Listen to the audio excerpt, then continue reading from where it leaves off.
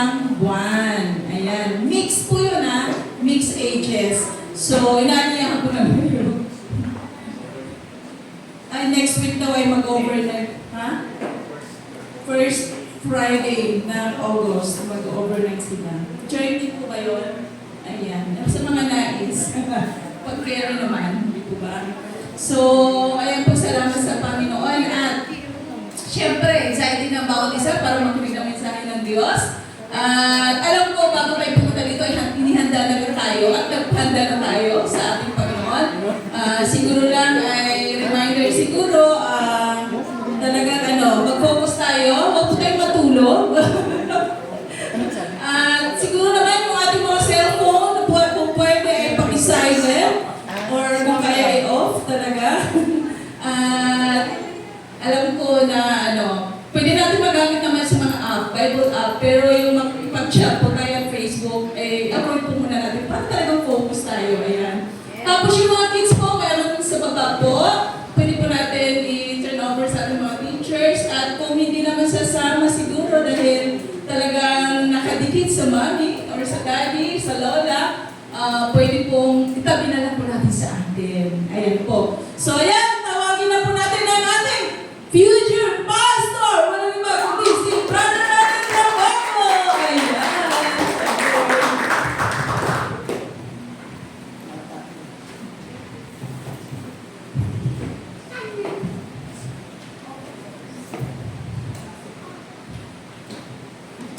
Amen. Magandang umaga po sa ating lahat. So, totoo na masarap kapag may sama-samang gawain. Nakita natin kanina. So, first time na lang ito nangyari yun.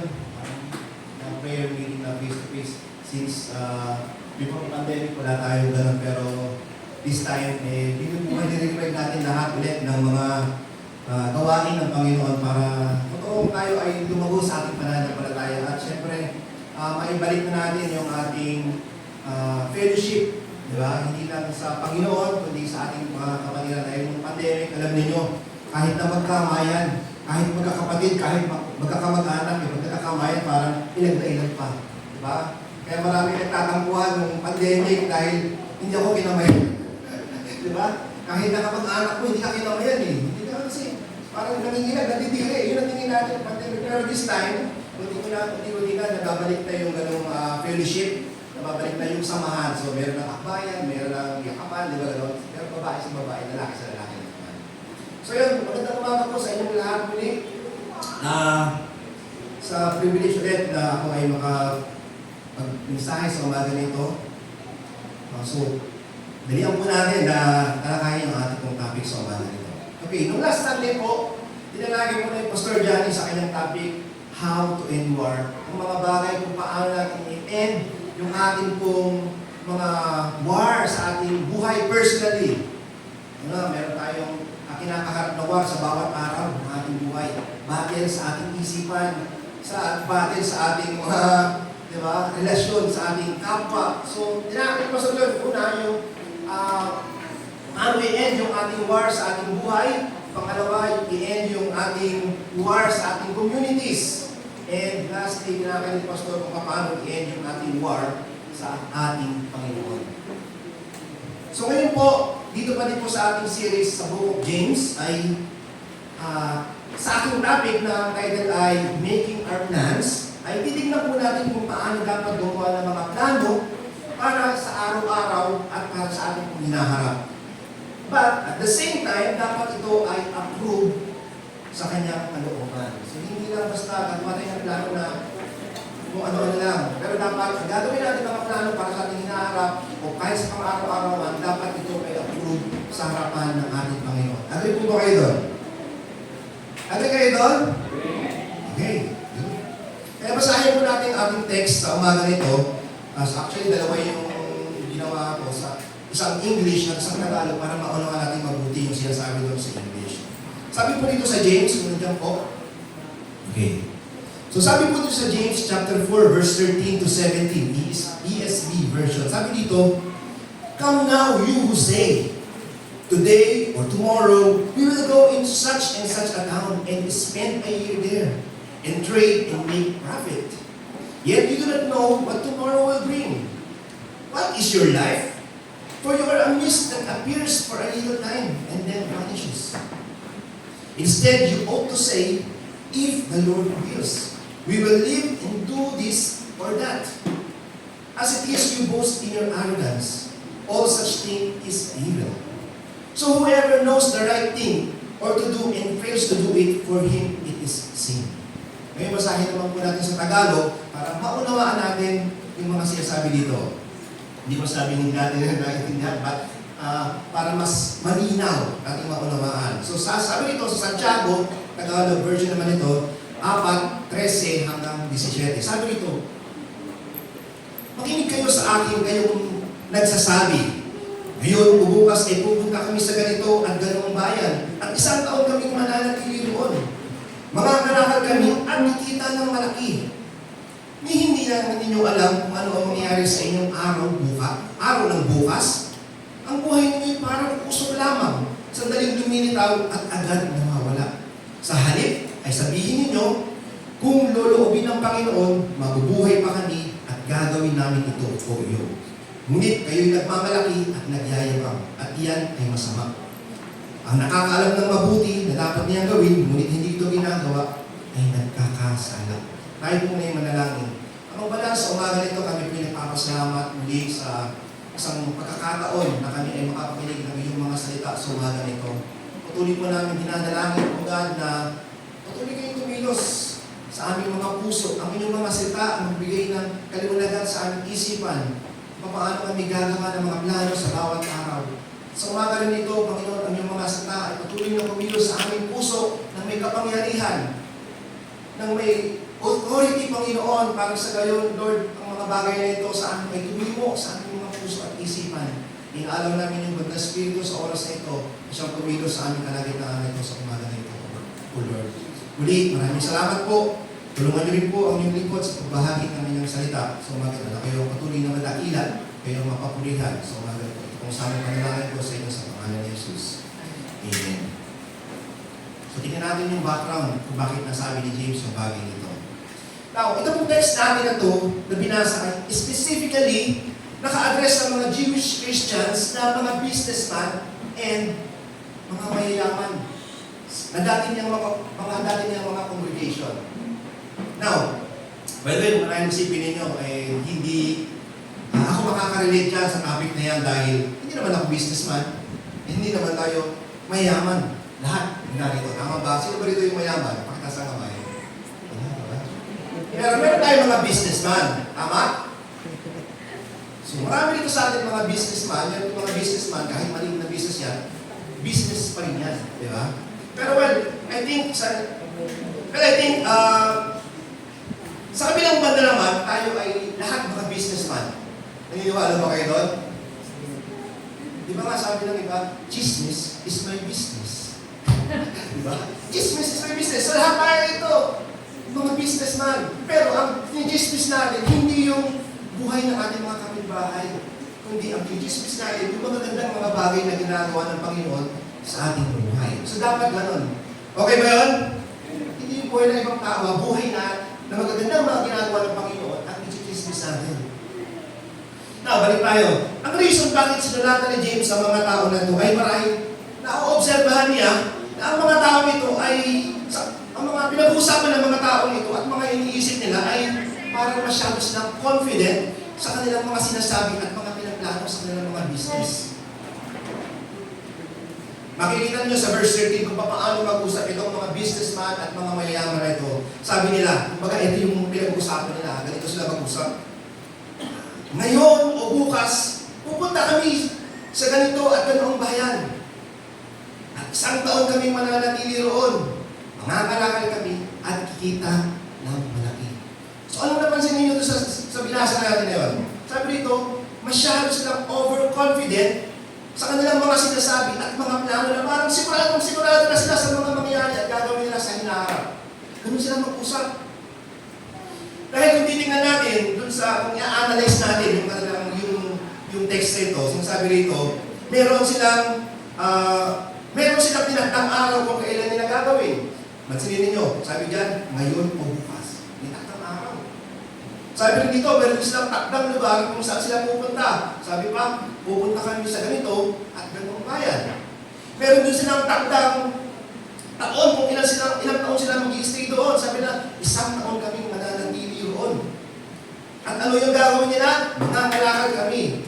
At ang objective nila sa kanilang pagpunta at kung gaano kalaki ang nakikitain, nakaplano din, sabi na, para kumita ng malaki. So, ganun sila mag-iisip yung mga businessman, yung mga yaman na ito.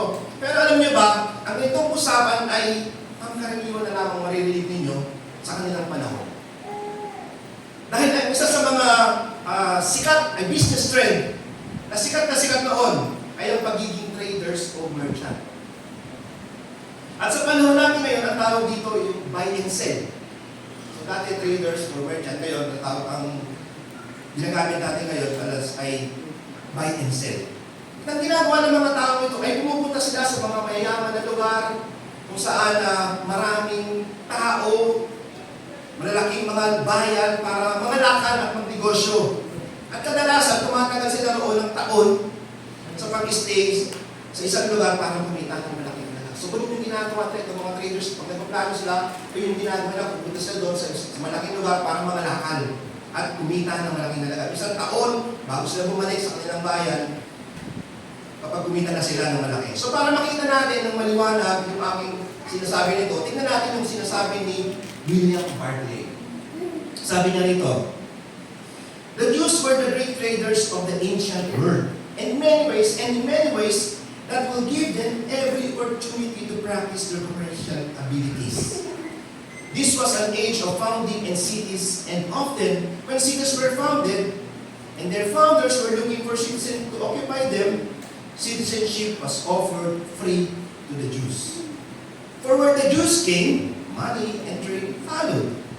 So the picture is of a man looking at a map, and he points to a certain spot on it and says, here is a new city where there are great trade, I'll go there. I'll get one on the ground floor. I'll trade for a years. So I'll make my fortunes and come back rich. Ganun sila mag-usap. Yun yung kanila mga pinag-uusapan. Parang napaka-sure sila. Talagang detalyado kung paano sila magplano para sa kanilang hinaharap. So pangkaraniwan lang ito pinag-usapan ng mga businessman at mayayaman. And I think hindi lang mga Jews ang mga nag-iisip na ganito that time. So maging ibang mga lahi ay nag-iisip din kung paano sila kikita at mag-business sa kahit na anong paraan. And sabi rito, there's nothing wrong with that dahil hindi masama ang magplano, hindi masama ang magnegosyo, at hindi masama ang magpunta sa ibang lugar para kumita ng pera. Tama. Ano masama doon?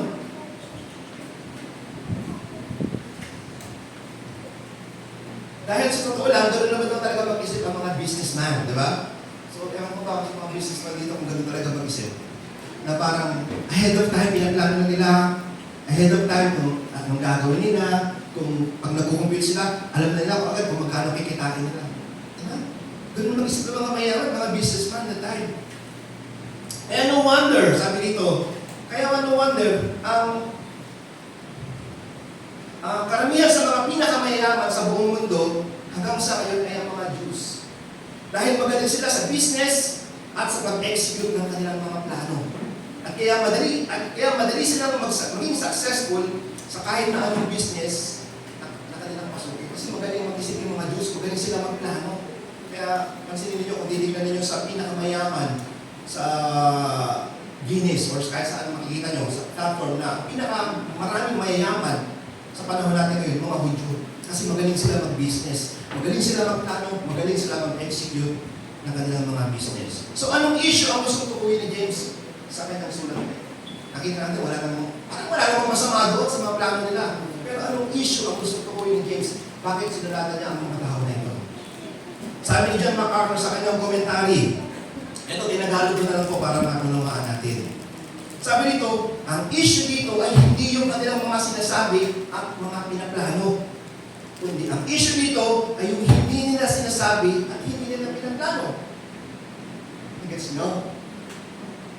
Ulitin ko. Ang issue dito ay hindi yung kanilang mga sinasabi at kanilang mga pinaplano. Kundi ang issue dito yung hindi nila sinasabi at hindi nila pinaplano. Ano ito? Ito yung hindi nila pagsama sa Diyos sa kanilang mga pinag-uusapan at sa kanilang mga pinaplano. Diba?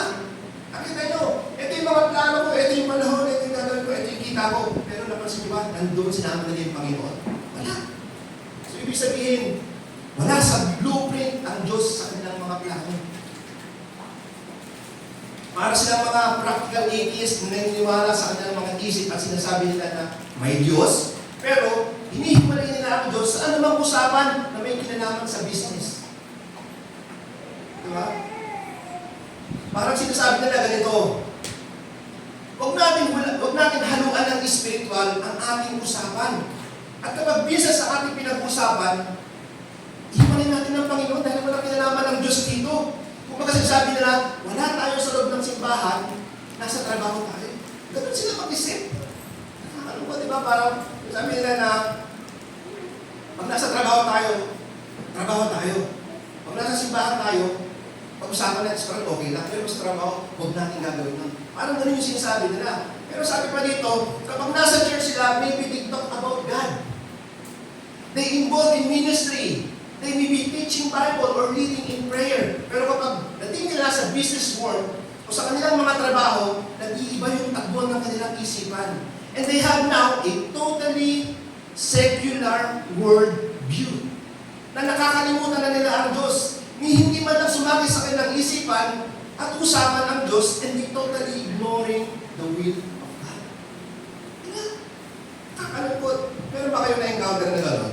Na mga boss or mga kasama niyo sa trabaho na minsan kapag nag-open ka ng mga Word of God sa mga katrabaho, parang ang dating sa kanila ay napaka-spiritual ng tao na to. Kaya sabi na, minsan nare-reject nila yung mga bagay na dahil may mga tao talaga na gano'n na minsan ayaw nila pagdating sa trabaho, pinag-uusapan ng Diyos o yung spiritual na tinatawag. Pwede, siguro pag nasa labas ng simbahan, o pwede, pero pag nasa labas, totally sinisecret nila yung Panginoon sa kanilang mga usapan. So, balik tayo. Ganun mag-isip yung mga mayaman, mga businessmen to. Kaya ang gusto mangyari ni James, to bring those confident businessmen back to a proper understanding of themselves from God's point of view. Gustong ipaalala sa kanila ni James kung sino talaga sila sa harap ng ating Panginoon. That is why, sinulat ni James, itong talata na ito para ibalik sila doon sa kung ano ba talaga sila sa harapan ng Panginoon. Para makita nila, ano ba ako sa harapan ng Panginoon? Kasi parang napaka-arrogant, napaka-confident ko. Pero kung titignan natin, ano ba ako sa harapan ng Panginoon? Nasusundan niyo po. Kaya sabi niya sa verse 14, hindi nga ninyo alam kung ano ang mangyayari sa inyo sa araw ng bukas. And yet, kung magplano kayo, sabi ni James, taon pa ang inyong plano. Kasi walang pwedeng mangyari na hahadlang sa inyong mga plano. Tingnan niyo ito sinabi dito sa magandang illustration. Sa Lucas chapter 12, verse 16 to 20. Kung saan yung isang binata na ito ay napakaraming plano sa buhay. Marami pa siyang gustong gawin, pero isang gabi, kinuha na ng Panginoon yung kanyang buhay. Basahin natin. Sabi dito, isang mayaman ang umani ng sagana sa kanyang bukirin. Kaya sinabi niya sa sarili, ano ang gagawin ko ngayon? Wala na akong paglagyan ng aking mga ani. Alam ko na, ipagigiba ko ang aking mga kamali at magtatayo ako ng mas malalaki. Doon ko ilalagay ang aking ani at ibang ari-arian. Pagkatapos, isasabihin ko sa sarili, marami ka nang naipon at para sa mahabang panahon. Kaya nagpahinga ka na lamang, kumain, uminom, at magpakasaya. Ngunit sabi sa kanya ng Diyos, hangal, sa gabi rin ito, ibabawian na kita ng buhay. Anong nakita niyo? Ito yung picture ng realidad ng buhay na wala nakakaalam na pwedeng mangyari sa atin sa bukas. Kundi ang Panginoon lamang. Katulad ng ito, marami siyang plano, marami siyang gustong gawin sa buhay, pero nung gabi rin iyon, dumating ang anghel ng kamatayan at kinuha ang kanyang buhay. So wala nakakaalam kung anong pwedeng mangyari mamaya, pwedeng mangyari bukas, at sa hinaharap. At dagdag pa ni James dito sa verse 14, sabi niya, alam niyo ba ang buhay niyo parang usok lamang dito sa mundo? sandaling lumilitaw at agad nawawala. Pansin niyo yung ginamit doon. Sabi nun, parang usok. Sa ibang translation sa English, vapor or smoke. Pero dito tignan natin, sabi na, ano ba yung vapor? Vapor. Sabi nito, a vapor is a fine mist like fog. It quickly burns away when the sun comes up. It has no substance and leaves nothing behind. Ang buhay daw natin ay parang vapor lang. Kumbaga yung hamog. Ano yung hamog? Sa umaga makikita niya kapag medyo panahon na netong tag-ulan. Makikita niya yan. And then, kapag nandun yan sa kalawakan. Pero, pagka sumikat na yung araw, lumabas na yung araw, nawawala na yan. Unti-unti na nawawala. And then, pagka nung nawala na, totally wala na talaga siya, ang nangyari, wala na kayong matrace na kahit na ano, dun sa hamog na yun. Kasi totally, nagvanish siya. Ganun ang buhay natin dito sa mundo. Tumadaan lang, sandaling lumilitaw, pero agad din nawawala. At kahit tayo ay popular ngayon sa anumang larangan ng ating buhay, anuman yung ating achievements, kapag wala na tayo dito sa mundo, makakalimutan din ng mundo kung ano yung mga nagawa natin. Diba? Kahit gaan tayo patanyag ngayon, gaan tayo kasikat ngayon, pero kapag wala na tayo sa mundo, darating ang panahon, totally makakalimutan tayo ng mundo. Ganun lang ang buhay natin, ganun kadali. Kaya yun ang gusto sabihin ni James sa kanila, ipinapaalala ni James, kung ano ba kayo talaga sa harapan ng Panginoon. Ano lang kayo sa harapan ng Diyos kung ikukumparan niyo yung mga kayabangan niyo at magiging confident din.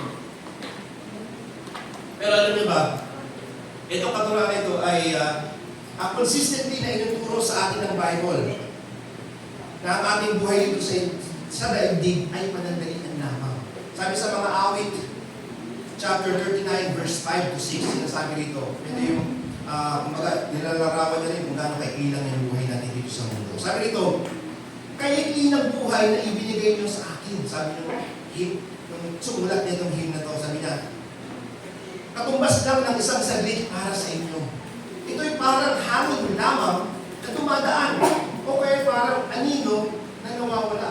Abala siya sa mga bagay na wala namang kabuluhan, nagtitipon siya ng kayamanan, ngunit kapag siya'y namatay, hindi na niya alam kung sino ang makikinabang.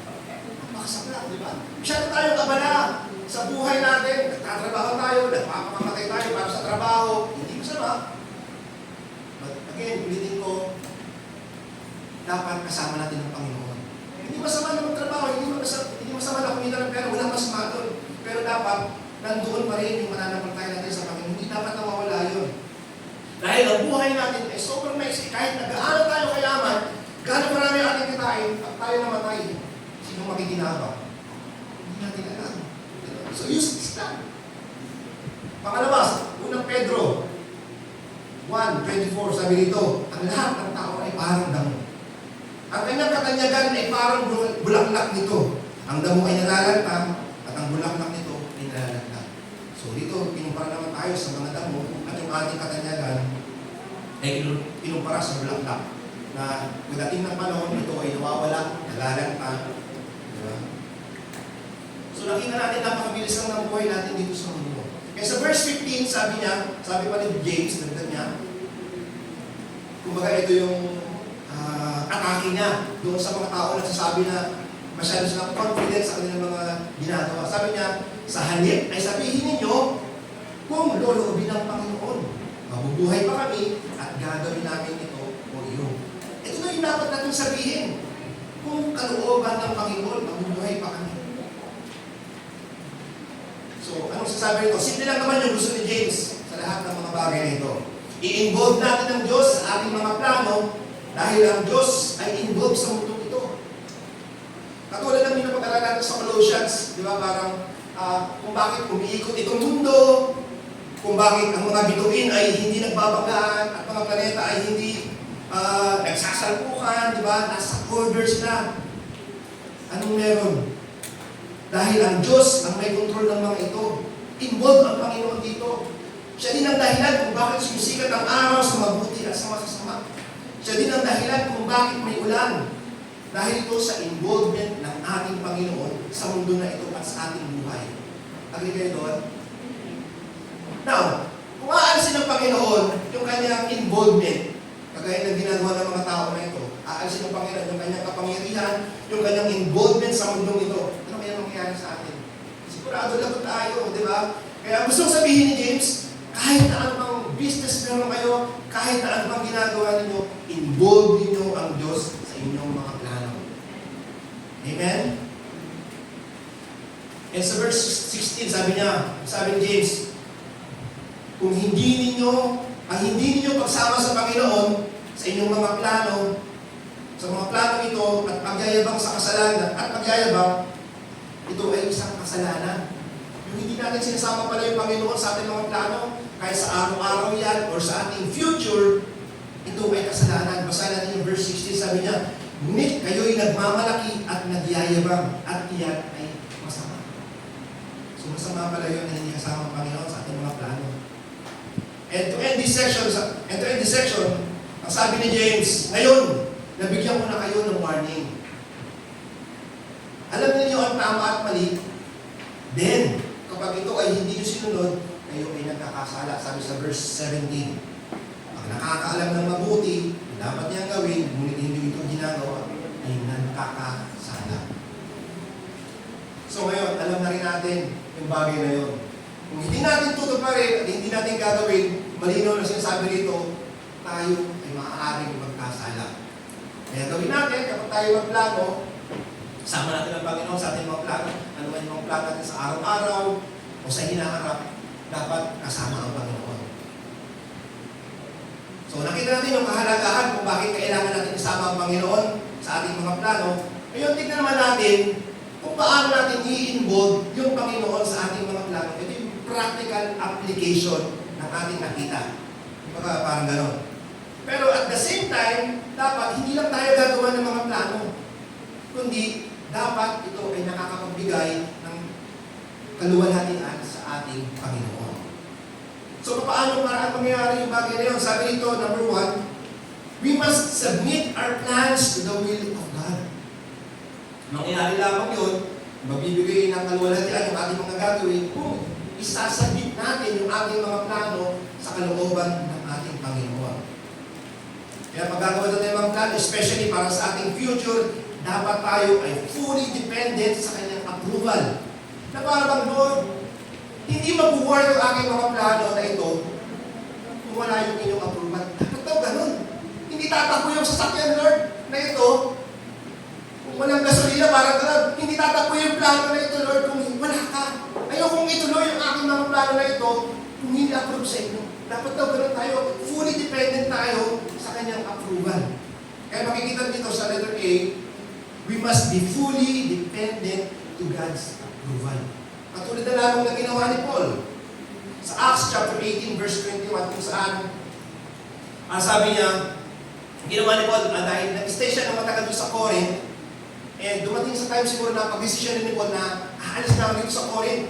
And then, nagpaalam siya. Pero hindi siya kinayagan ng mga kasama niya. Parang Paul, huwag ako na umalis, kailangan pa namin dito. Pero sabi ni Paul, hindi.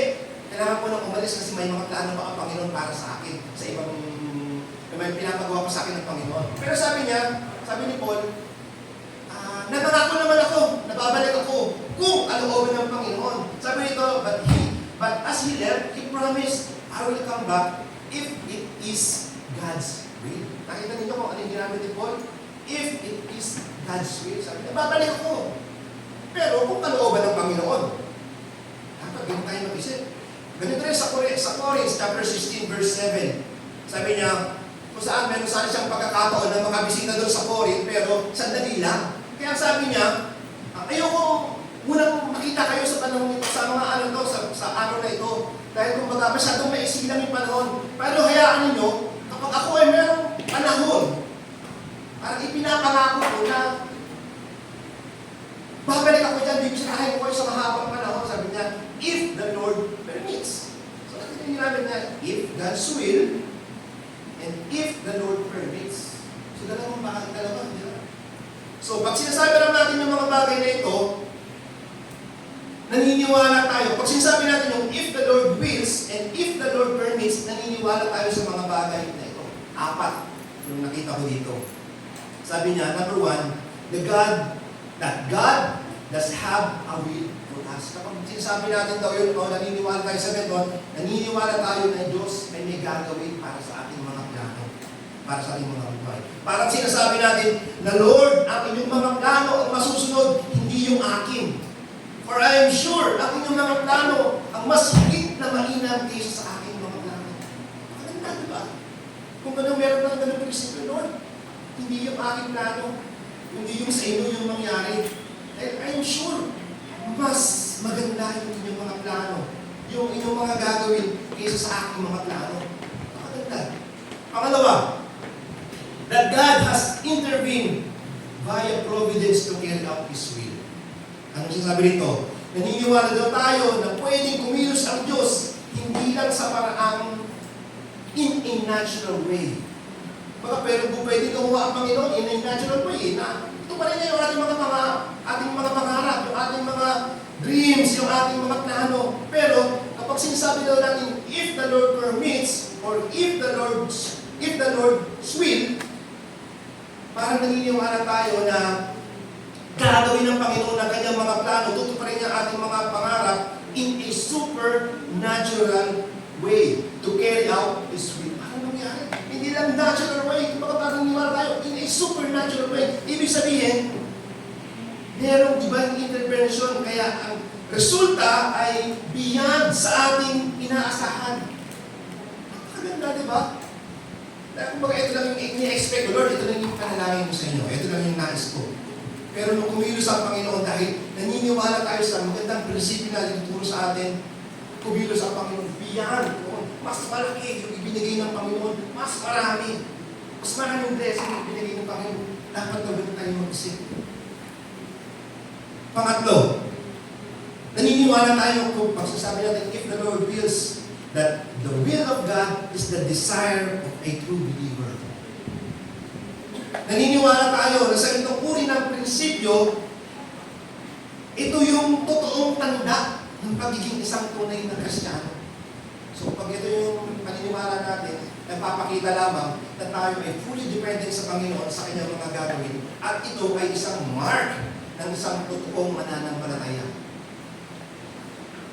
Pang-apat, naniniwala na tayo sa mga ganito, at ito daw, that God holds our future. Kapag sasabi natin, if the Lord permits, if the Lord's will, naniniwala tayo na ang Diyos ang may hawak ng ating kinabukasan. Yung ibig sabihin, kahit anong mangyari sa ating mga plano, mag-succeed man ito, mag-failure man ito, nasa kamay ng Panginoon yung kanyang kalooban. So, tatanggapin natin ito. Now, pangalawa, hindi lang basta, medyo mabilis ako mabilis yata ako. Although, konti lang talaga yung prepare ko, but, ganito. Pangalawa, hindi lang basta dapat, sabi nito, hindi lang basta natin dapat isasubmit yung ating mga plano sa harapan ng Panginoon. Hindi lang basta natin gagawa tayo ng plano, Lord, bahala ka na. Hindi daw dapat ganon. So, anong dapat daw gawin natin? Sabi nito, we must discern the will of God. Minsan, obvious naman na hindi plano ng Panginoon na mangyari sa ating mga bagay na yun. Pero, ipinipilit pa rin natin. Kaya sabi nito, we must discern the will of God. Kapag dinidiscern natin yung will of God, na ito ay nagbibigay sa kanilang kaluwalhatian, kung parang obvious, na malinaw pa lang, na una pa lang, alam natin na hindi. At hindi natin pinipilit pa. Kasi minsan may mga ganun bagay, obvious naman, pero talagang pinipilit natin. Kaya minsan, ang resulta talaga ay kasawi na at kabibuhan, di ba? So, sabi nito, tanungin natin ating sarili, it is really the will of God for us. Ito ba ang totoong kalooban ng Panginoon para sa atin? Kaya unang maganda, sabi nito, maunawaan natin kung kanyang mga plano. Understand His will. Sabi sa Ephesians chapter 5, verse 17, therefore, do not be foolish, but understand what the Lord wills. What the Lord's will is. Sabi nito, huwag daw tayong maghangal.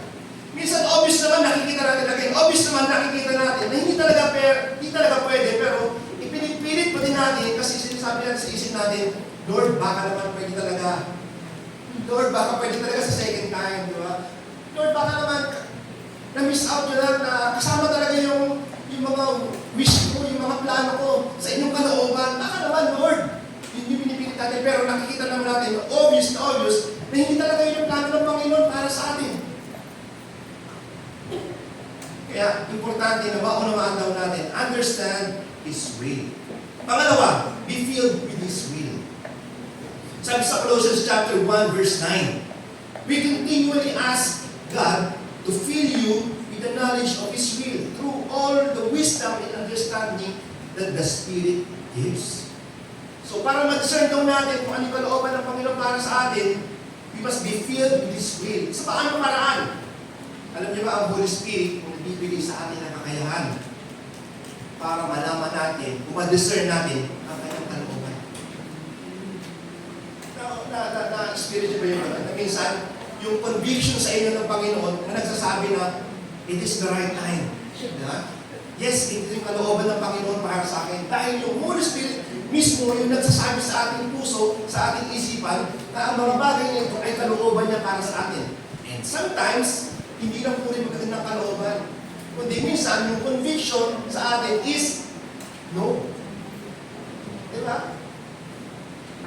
Minsan, yung parang minsan ang conviction sa atin, hindi na minsan nakukonvict tayo, nalalaman natin yung magagandang mga bagay. Pero minsan, nalalaman din natin ang kalooban ng Panginoon sa mga bagay na hindi na pwede. Kung parang kinukonvict tayo ng Panginoon, sasabihin na hindi pwede. Hindi yan tama. Diba? So, ganun, kasalanan niya, hindi yan maganda. Hindi lang sa mabuting parang, kundi sa maging mga bagay na masama, ay kinukonvict tayo ng Panginoon. So, be filled with His will. Pangatlo, prove His will. Sabi nito sa Romans chapter 12, verse 2, then you will be able to test and approve what God's will is. His good, pleasing, and perfect will. So, ito yung maganda. Kumbaga parang, ginawa na natin yung lahat. Sinabi na natin sa Panginoon yung ating mga plano. Yung mga plano natin sa hinaharap, sa ating kinabukasan, sa ating trabaho, sa ating pamilya, sa ating love life. Ginawa na natin lahat ng paraan. Naunawaan natin yung kanyang mga plano. Binigyan tayo ng Panginoon ng kakayahan natin. Yes, kumbaga na, binigyan tayo ng Panginoon ng kakayahan para maunawaan niya sa pamamagitan ng Holy Spirit. Dito naman, i-test natin. Sabi rito, pwede natin i-test yung kalooban ng Panginoon para sa ating buhay. Kung nag-aalanganin tayo sa ating conviction, sabi rito, pwede daw natin i-test yung kalooban ng Panginoon. Maganda, di ba?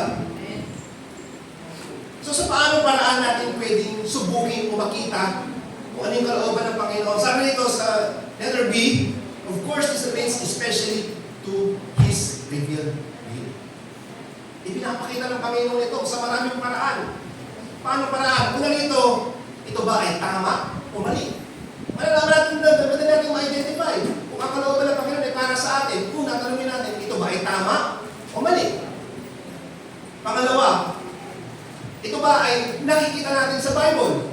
Ibig sabihin, ito mga bagay na ito ba ay related or makakakuha ba tayo ng mga principles from the Bible na nagsasabi ito ay tama, ito ay okay, approved sa kanyang harapan. Makikita natin yan sa Bible. And then, kapag nakita natin sa Bible ang mga bagay nito, madali tayo makapag-response at makagawa ng mga plano dahil nababasa natin. Kumbaga parang, pag nabasa sa Bible, okay, wala yung ganito, walang problema. Di pwede natin, ibig sabihin, approve sa harapan ng Panginoon. Kaya importante yung nagbabasa tayo ng Bible dahil doon natin makikita o minsan doon natin mapabasa yung mga plano ng Panginoon para sa ating buhay. Ito ba ay kalooban niya o hindi para sa atin? Usually, ito, minsan natutuwa ko ngayon sa aking daily devotion. Alam nyo, everyday gumigising ako para mag-devotion, manalangin. So, ang nakakatuwa, minsan sa mga pangyayari sa aking buhay sa araw-araw, yung binabasa ko, related doon sa aking mga pangyayari. So, sabi ko, ito yung binasa ko kanina. Ganito pala yun. Ito pala yun. Minsan, natutuwa ako na kapag nagbabasa ka ng Biblia, yung mga nababasa mo doon sa araw-araw, sa ginagawa mo, minsan related doon na nakaka-amaze ka dahil ito pala yung sinasabi doon sa binasa ko. So, ito yung kagandahan na nagbabasa tayo ng Biblia. Agree ba kayo doon?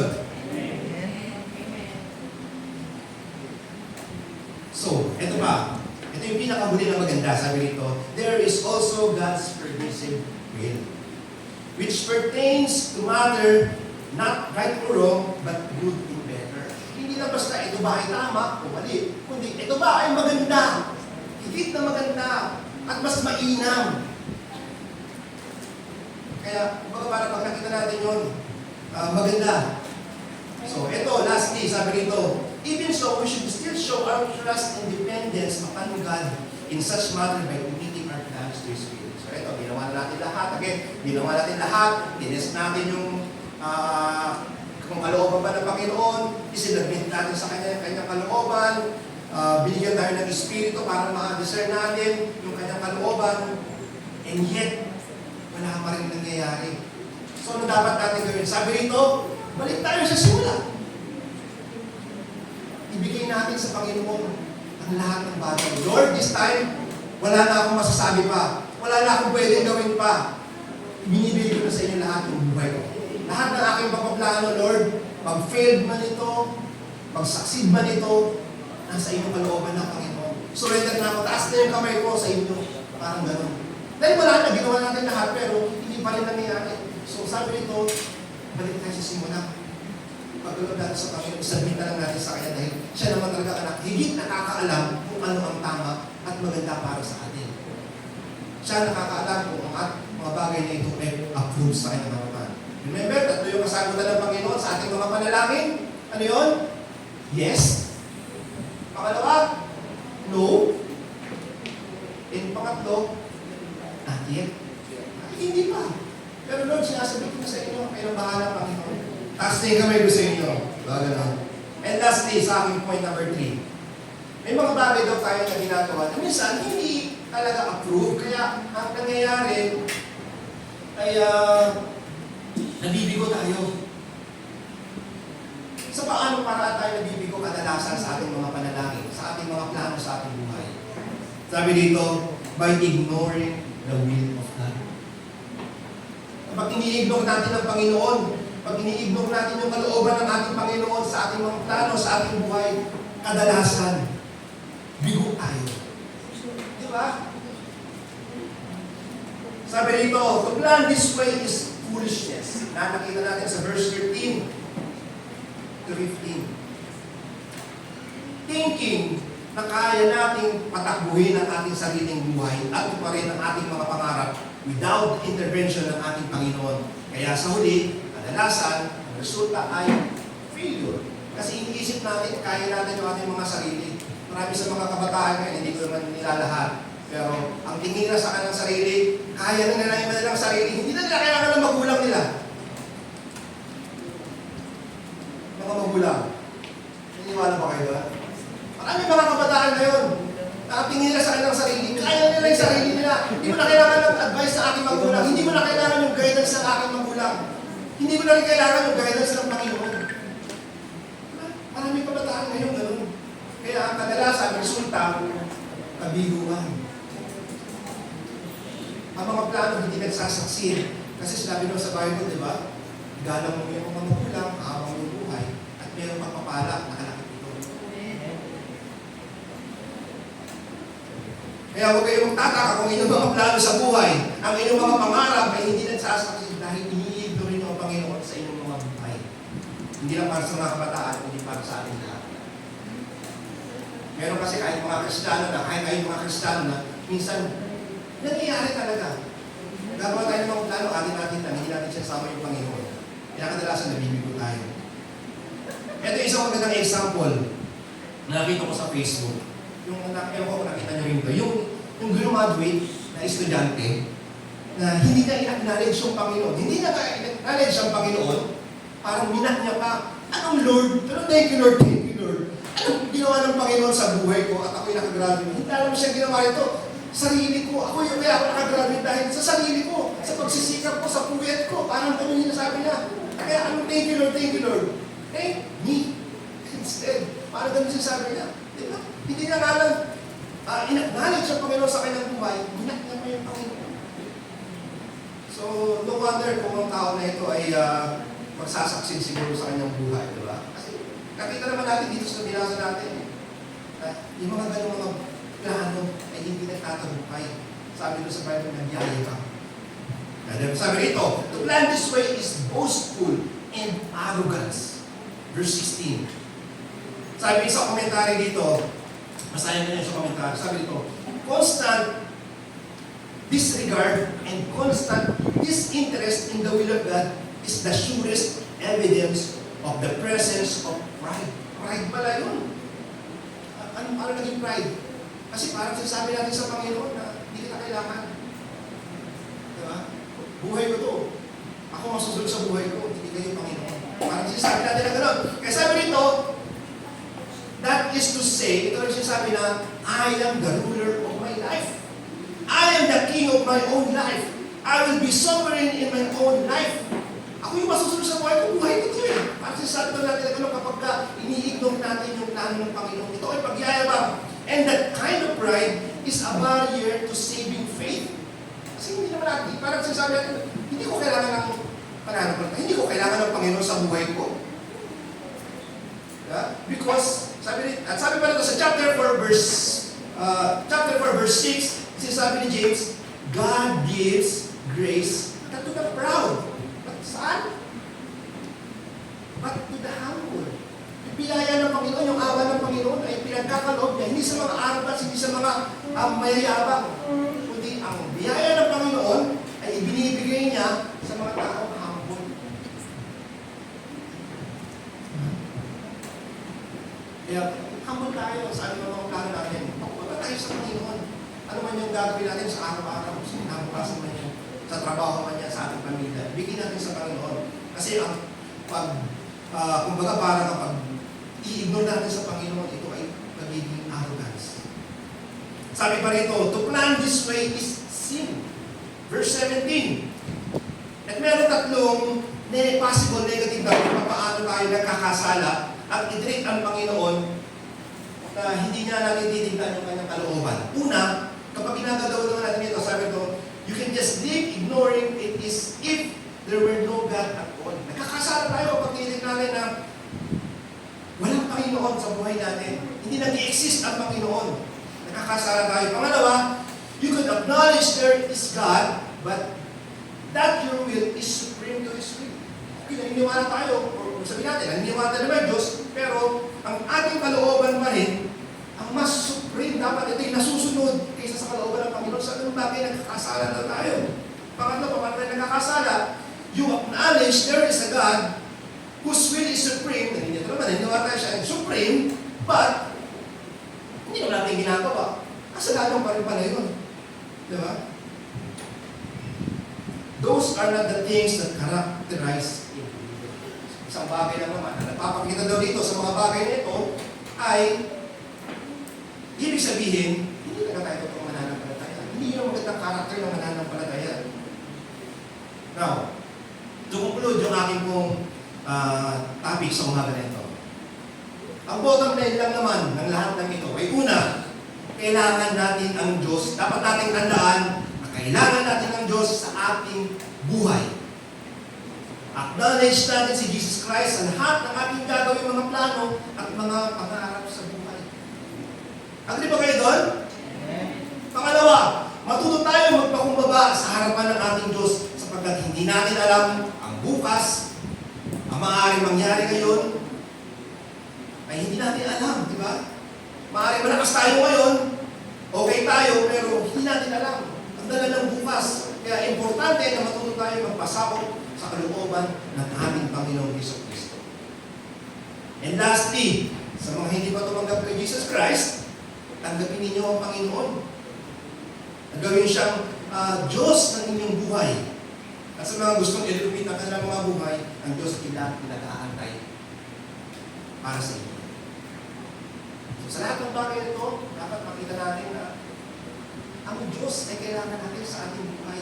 Ano man ang ating gawin, kailangan natin ng Diyos. Hindi naman ito ibig sabihin na magluluto ka, sabihin mo, kalooban ng Panginoon ba na ang ulam mo ngayon ay ganito? Hindi ganoon. Hindi naman sabihin, Lord, kalooban niyo ba na magsisiyara ko ngayon sa araw na ito? Hindi ganoon. Ang ibig sabihin, yung kabuuan ng plano ng Panginoon para sa atin, yun ang ating sinisiyasa. Diba? So minsan, parang ano yun, parang pag sinabi naman natin, Lord, kalooban di ba, nahamon lang po ngayon, ay sinigang or paprito. Hindi dapat ganun, hindi kami yung ibig sabihin. Ibig sabihin, Lord, kalooban di ba na tayo kami ng business, ano ba yung ilalagay namin sa business, kalooban yung mga bagay nito, dapat ganun. Lalo sa mga businessman, na nakita natin, dahil ito ay sulat ni James para sa mga businessman. But para sa atin, ang mga hindi naman businessman, ang ko pa rin, lumating namin dahil una, sa ating mga plano, meron sa iyo, mga kabataan pa, malayo pang tatakbuhin ng kanilang mga buhay.